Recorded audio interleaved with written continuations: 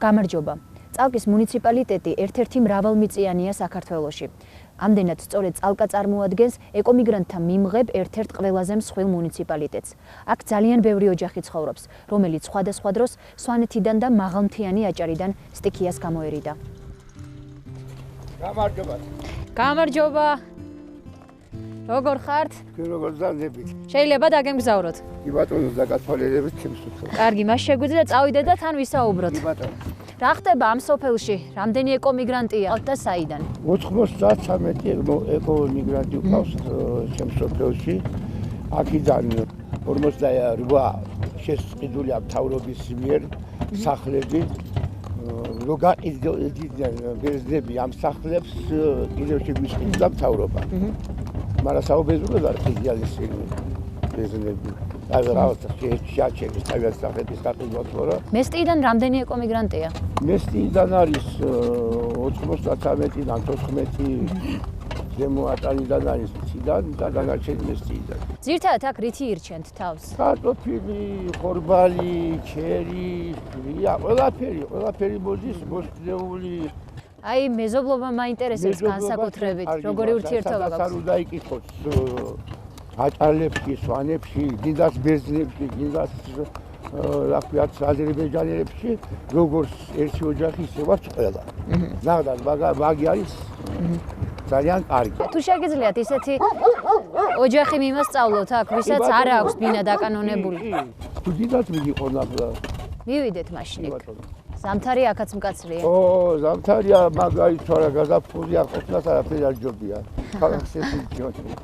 ის მეურნეობები, რასაც ეწევით, გასაღების ბაზარისად გაქვთ. ადგილზე მოდია. ადგილზე მოდია. რეალიზაციის პრობლემა არ არის. არა. კარტოფილის გასაღებაზე ადგილზე მოდიან ისეთი ოჯახი არ არის, რომ საქონელი არ ყავდეს. 8 დრო ხაზზე დაკლები არ არის არ ყავს. თავს ირჩენთ რაც მთავარი. რა თქმა უნდა, ვირჩენთ. ახლა მთად დიდრები არა ვართ, მაგრამ რეზო! რეზო! მოგზადი. აბატონო, რა? აიცანით. გამარჯობა ბატონ რეზო. როგორც ვიცი, დიდი პრობლემის წინაშე ხართ თქვენ. კი ბატონო. სახლი არ გაქვთ დაკანონებული და გადაფორმებული. სახლი არა გვაქვს.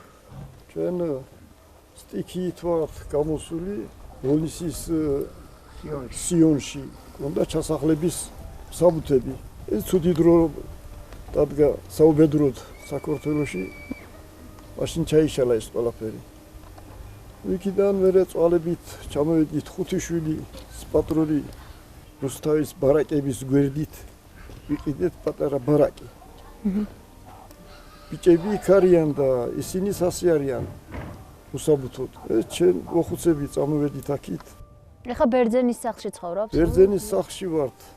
ჩამოვიდნენ რომ ნახეს აქ მოულილი ამბავი ძალიან გავუხარდათ და ძალიან კაი ხალხი არიან. ბატონო რეზო, რამდენი ეკომიგრანტია ასეთ მდგომარეობაში, ვისაც სახლი არ აქვს გაფორმებული?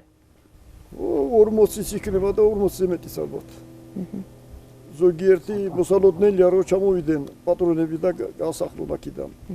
ჩვენც ასე გვაქვს მოსალოდნელი ახლა რა დრო მოვიდა იქიდან თუ კაი საშუალება არ აქვს, მაშინ ალბათ დაბრუნდებიან და ჩვენ გამოგვიყენ აქედან. რა უნდა ვქნათ ახლა იქ სვანეთშიც იქ დარღვეულია სახლი. სხვა გამოსავალი არ გვაქვს, მაშინ იქ უნდა დაბრუნდეს კიდევ. აქედან თუ გამოგვასახლეს. კი, მაგრამ ის ადგილი ხო სტიქიის ზონაა? სტიქიის ზონაა, მაგრამ სხვაგან სად დავრჩეთ მაშინ? სახლი არ გვაქვს და გაფორმებული არ გვაქვს და სად უნდა წავიდეთ? აქ ჯობია იქ იმ სტიქიაში ყოველთვის რო გეშინოდეს ადამიანს, იმას ჯობია რომ აქ ვიყოთ ამას ლაპარაკი რა უნდა. აქ სახლებს ვარ გვიფორმებენ, ახაც იმაში ვარ ჩიში რომე დღეს მოულენ, ხვალ მოულენ. ზე კაი ხალხი კი არიან, ჩემი ხაზაინები მადლობელი კი ვარ, მაგრამ რა იცი რა მდგომარეობა მოუვათ და შეიძლება იძულებული გავხადონ რომ ბატონო რეზო, დიდხანს სიცოცხლეს გისურვებთ და თქვენი ფუძე გქონოდეთ. დიდი მადლობა. ბატონო ბიძინა, დიდი мадლობა. Каргад იყავით წარმატებები. 15 лет тому назад наши греки начали эмигрироваться в Грецию, Кипр. Значит, когда они уехали отсюда, поселились в Грецию, Кипр, нам стало очень здесь тяжело. Потому что здесь в основном осталась малая численность населения. Мало у нас осталось. Здесь остались одинокие люди, больные люди, старики. Мы пережили очень много тяжелое. Вот даже со стороны, не знаю, откуда начали грабежи, начали нападать на людей. Да, мы уже были слабые, здесь у нас помощи ничего не было. Ага, потом, значит, настало время, этих людей начали поселить сюда, Аджаров. Когда эти люди начали приехать сюда, это для нас стала большая опора, надежда, понимаете? Это народ. Вот у нас кругом ни соседей, никого не было. Допустим, я одна там живу, другой говорит, там живет.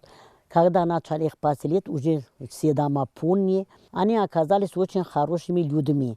Вот у нас, допустим, старики остались беспомощные, они помогают. Вот у нас свадьбы бывают, они присутствуют вот на похоронах. Вот у меня сосед, вот Рамас. Для меня, я не чужой, считаю, что он чужой человек. Как для меня родной человек.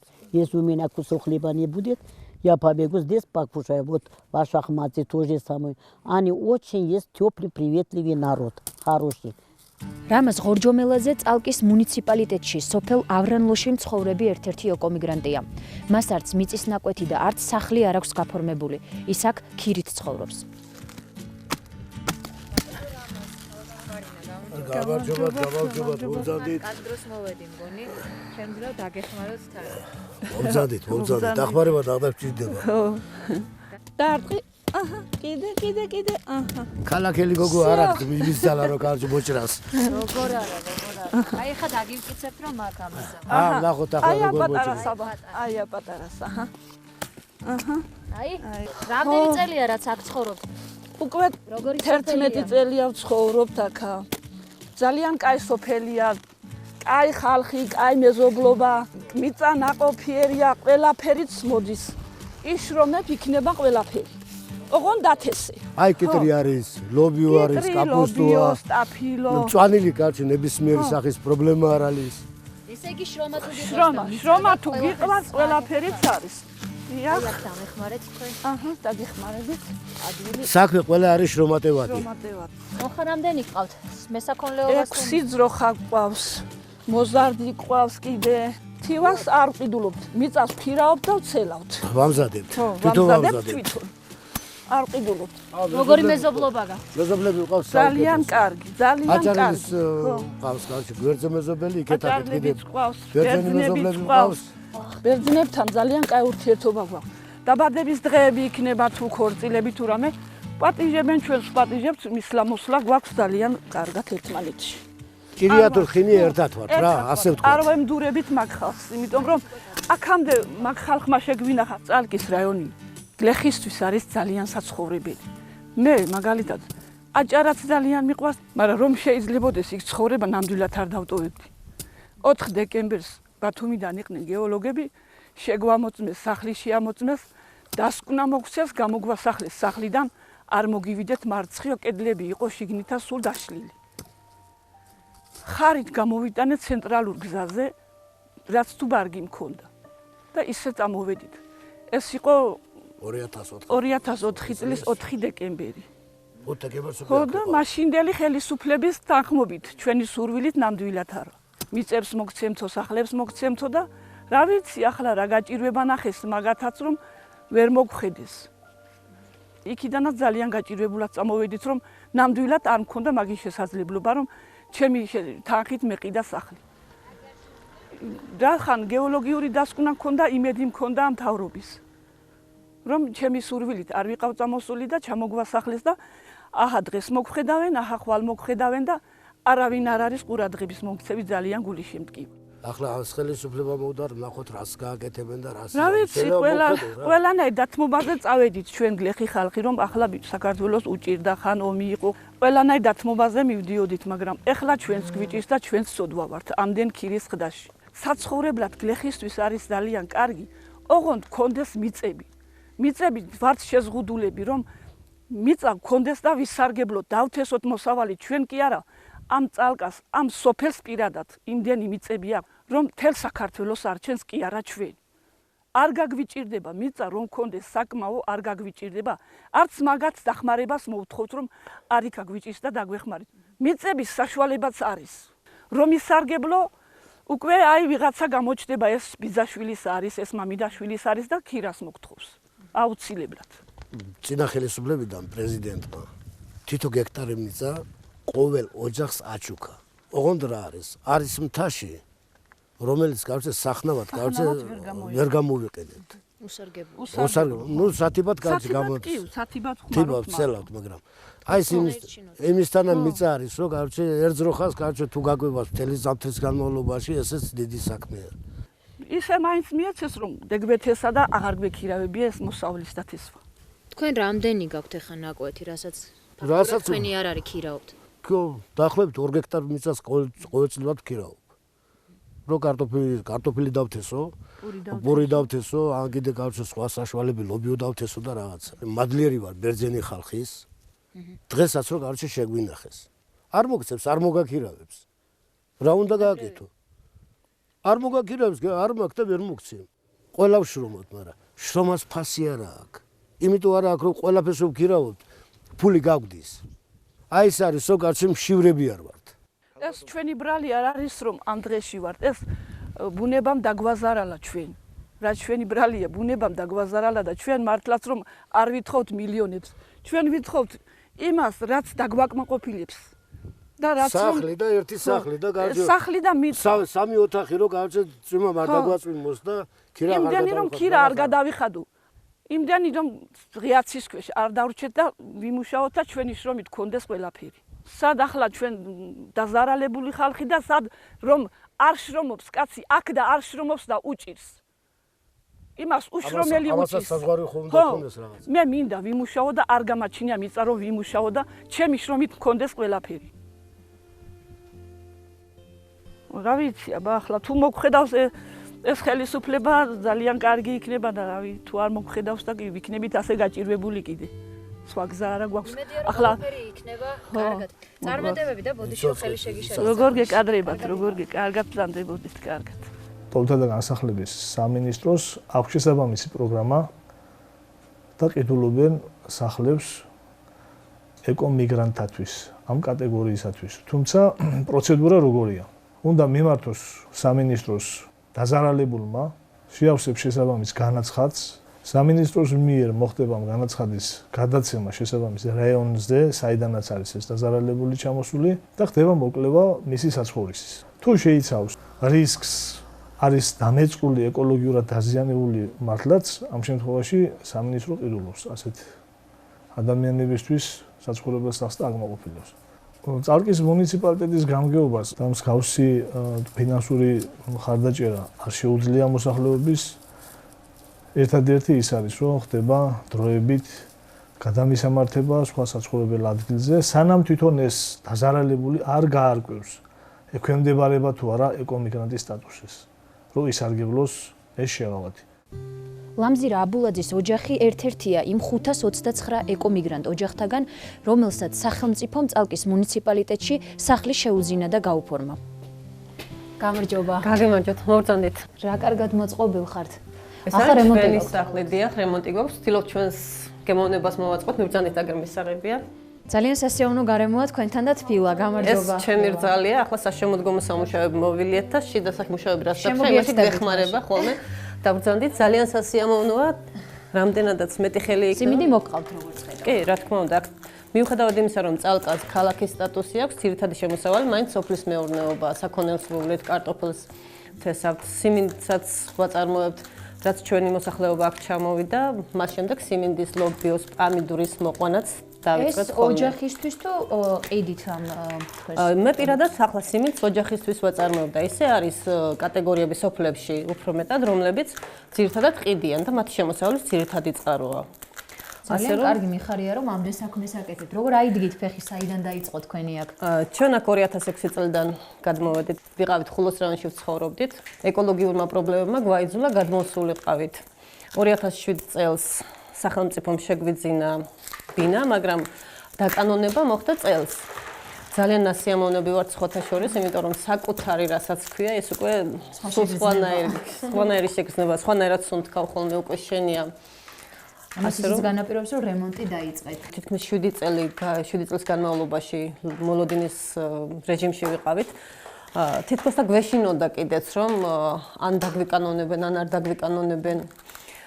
მაგრამ ღმერთს მადლობა, ძალიან ბევრი აი მთიანი აჭარიდან ჩამოსახლებული ოჯახი არის უნებართოდ შესული ბერძნების ოჯახში. ამას მოყვა ძალიან დიდი პრობლემები. ჩვენს მეზობლად 4 შვილის დედა გამოასახლეს. გამგეობამ ალტერნატიული ის კი გამოუყო ფართი, მაგრამ დღეს ხვალ იქედანაც გამოასახლებენ. ალბათ ის სხვისი საკუთრება არის. ასე რომ ეს ურთიერთობებს ხომ არ ართულებს ამ არა, თქვენ წარმოიდგინეთ ურთიერთობებს არ ართულებს. უბრალოდ ყველას გათავისებული აქვს ის აზრი, რომ ეს მისი არ არის და დღეს თუ ხვალ აუცილებლად გამოუშვებენ იქედან. ეს არც ფაქტობრივად ორივე მხარე ამ შემთხვევაში თითქოს თანხმდება. ორივე მხარე მართალიც არის და რა ვიცი. კი, არის კატეგორია ოჯახებს, რომელსაც მიეთითათ ხოლმე 2 თვეში დაცალეთ, 6 თვეში დაცალეთ. არის კატეგორია, რომელსაც ბინის ქირაში რემონტი ჩაუთვალეს. თუ შენ რემონტს გააკეთებ, ეს ბინის ქირაში ჩაგეთვლება, მაგრამ ერთ წელიწადში სახლი უნდა დამიცალო. თუ სამართლებრივი თვალსაზრისით შევხედავთ, სხვისი საკუთრების მითვისებას ნიშნავს ეს და არ შეიძლება სხვის საკუთრებაში შესვლა შეჭრად ითვლება ხოლმე ასეა. ყველა ცდილობს რომ რაღაც კომპრომისზე წავიდეს. მოდი სხვადასხვა შეთანხმებაზე სხვათა შორის არის რომ მაგალითად წელიწადში $2000 გადაუხადო ნაწილობრივ რა. აფასებს $6000 და მოდის იმ შეთანხმებაზე რომ $2000 შეგიძლია რომ შეიძინო. ანუ გარკვეულ შეთანხმებამდე ეს ადამიანები ხშირ შემთხვევაში მიდიან. თუმცა არის ალბათობა რომ ბევრი ოჯახი შეიძლება საერთოდ გარეტარდეს. ალბათობა დიდია. იმიტომ რომ ბერძნების დიდი რაოდენობა ცდილობს რომ არ გაყიდოს საკუთრება. ხალხი მზად არის ფული გადაუხადოს მას. სახელმწიფოც აფინანსებს, აი არის შესყიდვები, გრძელდება ხელმეორედ. ჩემი თანამშრომელია მაგალითად $10,000 ურიცხავენ, მაგრამ სახლი გაყიდვაში ვერ ნახა. ამ შემთხვევაში გაძვირდა. თან ცხოვრებამაც გამოიკეთა და უკვე ის ბერძნებიც ფიქრობენ, რომ ხვალდაზე გზაფხულობით ჩამოვლიან და ისვენებენ ხოლმე. ამიტომ არ უნდათ თავიანთი საკუთრების გასხვისება. მეზობლობა როგორი გაქვთ? როგორც ასეთი მეზობლები შეიძლება ითქვას, რომ საუკეთესო მეზობლები არიან.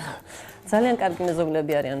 აქ ჩვენს ქუჩაზე ცხოვრობენ ბერძნებიც, სვანეთიდან ჩამოსახლებული ეკომიგრანტებიც, აჭარიდან ჩამოსახლებული. ფიქრობთ, რომ აი თითქოს როგორი ურთიერთობა გაქვთ, თითქოს დაბადებიდან ერთად იყავით. ერთად ცხოვრობდით. ხალხი ყველა კარგია. ურთიერთობაში არიან საუკეთესო.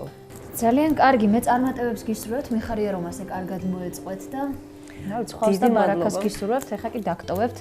გააგრძელეთ საქმე, გორი ცოტათი ძალიან დიდი მადლობა, დაგვეხმარეთ საკმაოდ. კარგად იყავით, დიდი მადლობა. კარგად ბრძანდებოდეთ.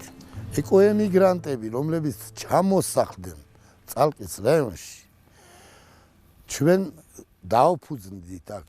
იქიდან გამომდინარე, რომ სოფელში არა შეიძლება გლეხმა არ იცის ინტერნეტი რას ნიშნავს, რა არის კომპიუტერი, მაგრამ ის ვინც იცის, შედის იძევს მიწა რომელ სოფელშია, ან გასაყიდი, ან არენდით ასაღები, ყიდულობს და გადაეცემა მას კანონით, ის კანონს არ არღვევს, ჩვენ ამ კანონთან რა გავაკეთოთ. ამ გლეხობამ რა ქნას, რომელსაც რომ არც ინტერნეტი გააჩნია და არც იმასთან სიახლოვე არ გააჩნია, რომ თუ შესატანი იქნება, იმდენსაც გაიჭირვებს ის ხალხი, რომ თვითონ სახელმწიფო გადასახადს ყველა გლეხი გადაიხდეს და ნუ იქნება მაინც და მაინც რომ ვიღაცამ მოვიდეს, ამ მიწას დაადგას ხელი და ადგილობრივი გლეხი დარჩეს მიწაწყლის გარეშე.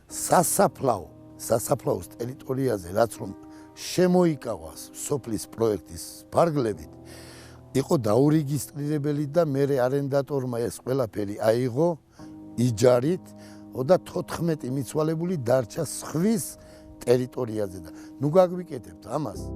გასული საუკუნის 80-იან წლებში წალკის მუნიციპალიტეტში 42000 ადამიანი ცხოვრობდა. დღეს აქ 23000-მდე ადამიანი ცხოვრობს. ამ სტატისტიკის მიხედვით ნათელია, რომ წალკას მომავალშიც შეუძლია მიიღოს ეკომიგრანტთა ახალი ნაკადი, თუ ამის საჭიროება შეიქმნება. თუმცა მანამდე ერთ მნიშვნელოვან კითხვას უნდა გაესცეს პასუხი. რა ბედიელით იმ ეკომიგრანტებს, რომლებიც უკვე აქ დამკვიდრდნენ და ინტეგრირდნენ, თუმცა ქონებას არ ფლობენ. კარგად ბრძანდებოდეთ.